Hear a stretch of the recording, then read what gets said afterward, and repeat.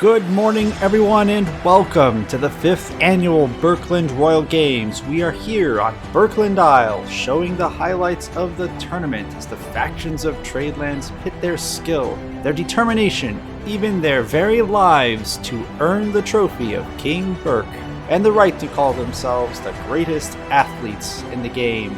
And as any world-class sport deserves, we are here to give you all the nonsensical commentary and useless replays that your heart desires while we review the highlights of the 5th Burkeland Royal Games. Hello everyone, welcome to the next event here at the Burkeland Games. This time we are coming to you during the midnight hour for the Shortswords East Bracket. For those who may not know, this is prime time for online streamers and podcasters, so we once again appreciate DrowningFish for stepping away from her usual broadcast to record this event here with me today. My pleasure, Thunder. Earlier today, Blackwind and Whitecrest both won gold, leaving Nova Belresca as the only faction still on the board with a big goose egg. But will this ancient sword from level 1 change all that? Who knows? Let's go over the rules. DrowningFish, you're the sword master here, so why don't you take us through what's required to win today's game? Sure, the rules are simple. Aim the stabby part at your opponent, hit him repeatedly, don't stop until they crumble before your eyes. Thanks, that sounds really complicated if you ask me. Now, we know many players who practice with these swords will have adopted a strategy or a special maneuver that works well for them. We will do our best to review those special maneuvers as they happen, although the action is expected to be extremely fast-paced, so we may not be able to explain them all. Sounds like they're already fighting down there. They are? Yes, that would be the final round of the preliminaries happening right before we head into the semifinals. This is where they set up the losers bracket, giving each player 2 chances to obtain gold in this event. Dan goes down, nothing more than just a puddle of bricks now. Who do we have next? Next up, we have Master at Arms Uncle Joe representing Nova Belresca, and the newbie, Give Electrosteel PL0X for Whitecrest. It's hard to believe he can see behind that box. Did he forget to unpack himself? He just arrived, so probably didn't have time.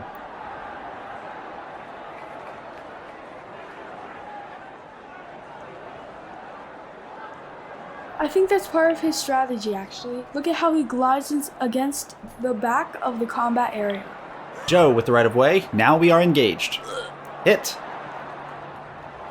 Counterattack finds red. Joe with a hit, no counterattack. Got him! Got him again with the finisher. That means Give will end the preliminaries without having lost a single match so far. He looks really good out there. His lunge gives him good command of the arena. With that, Give Electrosteel will move into the winner's bracket for the semi-finals, while the Novan Master at Arms will have to be content to start the series with a loss. With Give Electrosteel's win, we move into our final series as our contestants make their push for the gold medal. So it looks like there's some sort of argument going on down by the referee area. There weren't any cards given in that last bout, so we'll have to see what this is about. It might be related to whether or not Give Electrosteel's cardboard box is giving him an unfair advantage. We'll need to take a minute to check the chat. Stand by. Oh, okay. So it looks like Nova Belresca has requested to change the bout order. Maybe they think it will help them keep up some momentum. Looks like Whitecrest, who would be their challenger, is actually also supporting this, so the refs are referencing the rulebook to ensure that this is legal. And actually, it looks like NAR has approved the decision, so we will see them taking the bouts in order of last winner, instead of forcing Nova to face off against itself in back-to-back bouts going forward. That means next up will be Sharpshooter Eating for Nova Belresca and newbie Give Electrosteel PL0X for Whitecrest. They are getting started quick here. Eating falls short. Give with the pounce. Eating with a side swipe. Give capitalizes.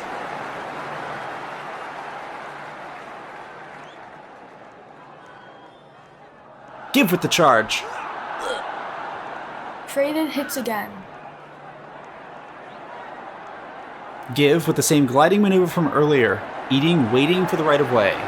Give goes in, Eating with a feint to the right, in from behind, finished him!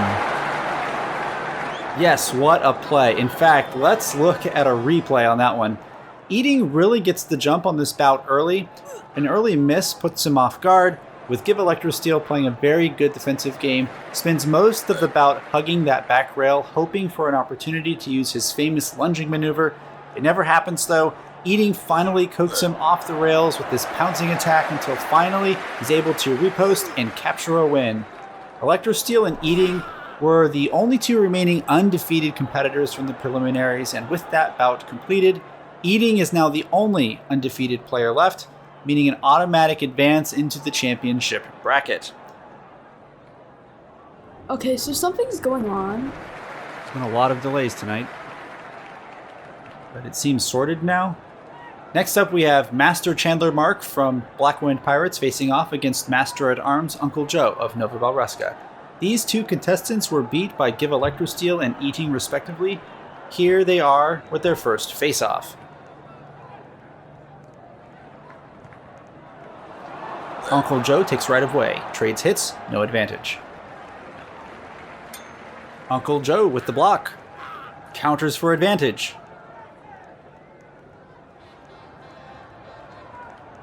Mark with the lunge, falls short. Good attack by Mark, no counter by Uncle Joe. Uncle Joe takes a slice, unable to block in time, and he's gone. Mark will advance into round 2. Who his challenger will be has not yet been announced. But while he gets up the speed, we have our next challenger in the losers bracket in the arena. Right. Newbie, Give Electrosteel PL0X for Whitecrest against Journeyman Blacksmith Dan for Whitecrest. This should prove to be interesting. Give, as we've seen so many times before, is a 3rd degree black belt in this specific lunging technique known as the Plox maneuver, while Dan is just here to showcase his amazing blacksmithing skills by arming himself with a belt full of fancy blades. Quite pretty, actually. Dan goaded into the attacking stance there. Give stabs him in the back. Parry by Dan with a beautiful copper blade. Give glides and lunges, but can't connect. Give with another strike there. Dan unable to block. Dan with the pounce. Give anticipates. Finally, with that stabbing finish, Dan is down and Give Electrosteel will advance once more. Give is on fire here. Closing out each combat, showing his excellent lunging skills, he has a chance to advance all the way at this rate. Yes, in fact that makes him just 2 away from going back to challenge the winner's bracket. He's not done yet, that's for sure.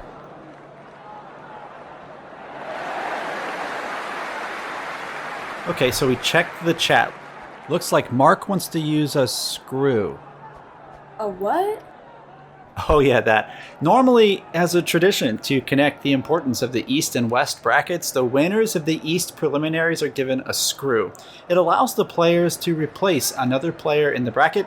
It looks like instead of giving it to the West bracket as was intended, the Pirates actually want to use it here. And they are selecting Spectator as their champion? They can do that? I don't know. And I really don't want to find out. Please don't do that. You're drawing attention to my hiding spot. Looks like Nar is validating if the rules will allow for this. Are you a spectator? Yes. Do you even have a short sword on you? If they ask you to? I do. I doubt they know you have it.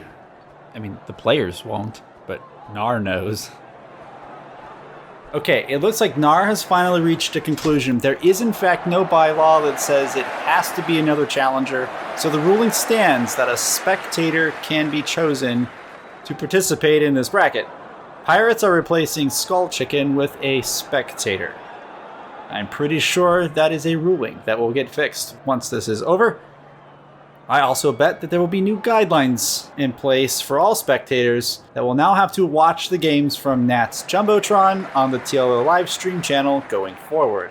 Anyway, it looks like Archerlolman is screwed here as the spectator. All I can say is, at least one of us will never forget the sacrifice he is about to make. We salute you, good sir. So this is really going to happen? Yep. So next up is Narmi Keded IceBunny for Nova and Archerlolman for Team Spectators. We don't know much about Archer other than that he is a Tradelands enthusiast. He enjoys wearing white-brimmed hats and loves the fact that he owns a short sword right now. Let's see how this goes. IceBunny is prancing. Archer swings short. Bunny takes a hit from the flanking move. Trading hits. Advantage Nova here. Bunny moves in behind. Backstab for the finisher. So Archer will move into the loser's bracket now. I'm starting to wonder if he even cares. No one wants to lose in short swords. Fair point. Okay, so IceBunny advances. Next up will be the Tradelands enthusiast Archerlolman, representing Team Spectators, and Master Chandler Mark for Blackwind Pirates. That earlier decision to keep the momentum with the challengers has actually backfired on these two contestants, I think. Archer is not fazed by that fancy footwork.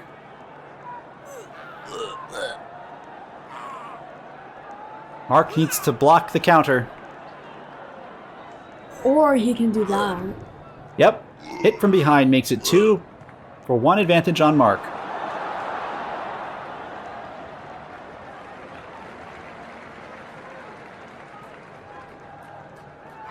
Archer unable to counter, Mark has 2 now. Mark with the cut to finish. Archer's elimination means that Team Spectator is eliminated. I'm not even sure that team knew they had a contestant here really, so that's that. What team would have gotten a trophy if he won? I have no idea. Burkeland, probably. And with that, we are in the final 3 bouts of this tournament. Team Nova has 2 candidates in the semifinals with IceBunny and Eating. But before we get to see the 2 Nova challengers go, we need to see who would be the contender from the loser's bracket. 2 very powerful players going against each other here, fighting against elimination with everything they have. Right you are. Next we have Newbie Give Electro Steel PL0X for Whitecrest versus Master Chandler Mark for Blackwind Pirates. It's going to be an interesting matchup here. Mark and his fancy footwork versus Give's lunging maneuver, both are capable of taking this bout handedly. Give was trying to be chivalrous, Mark takes advantage of him, that was dirty. Give making him pay for that now, pushes Mark back against the wall, that's karma. Blocked shot. Give looks like he's confused now. Needs to move his boxes around. Mark can't find an opening. Give with his glide again. Repost, and Give turns the attack back on Mark. Sweeping hit, another block. Mark is dancing, it's a close one.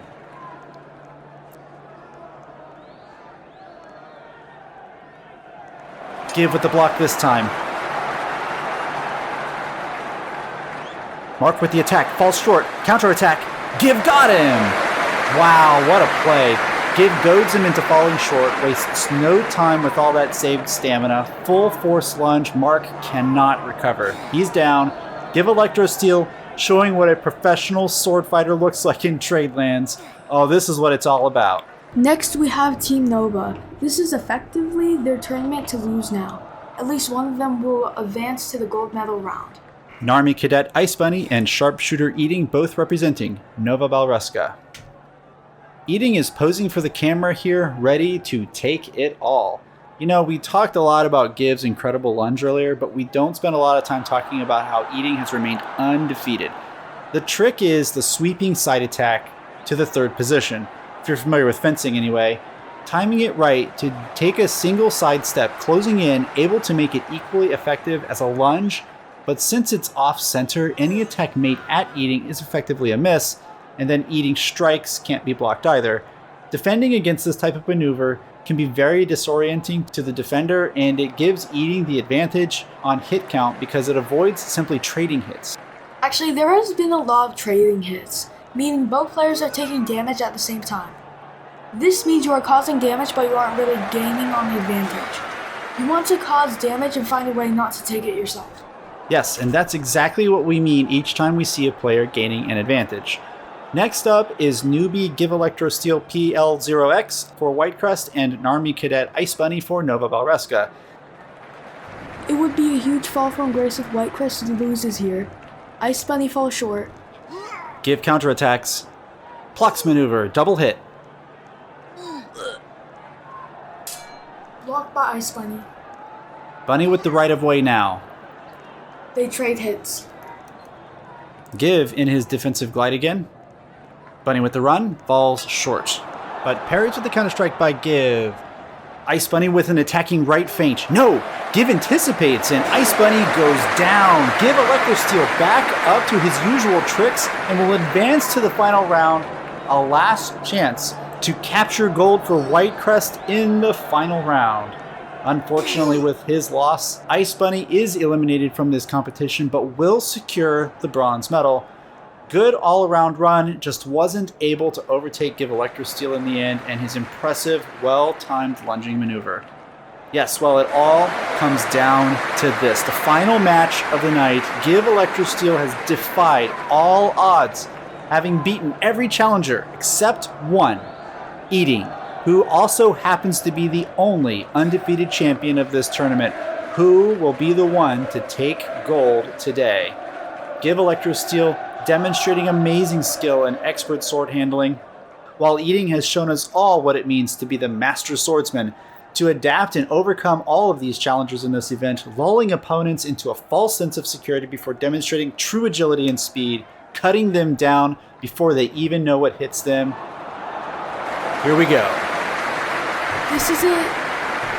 Give is in the arena now. They're confirming the rules.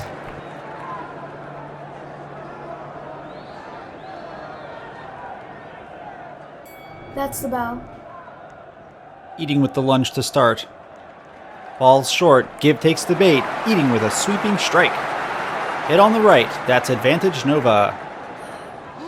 Traded hits there.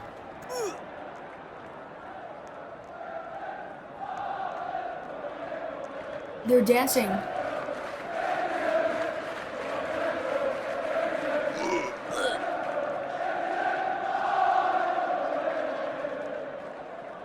This might be it. Eating fakes. Here they go.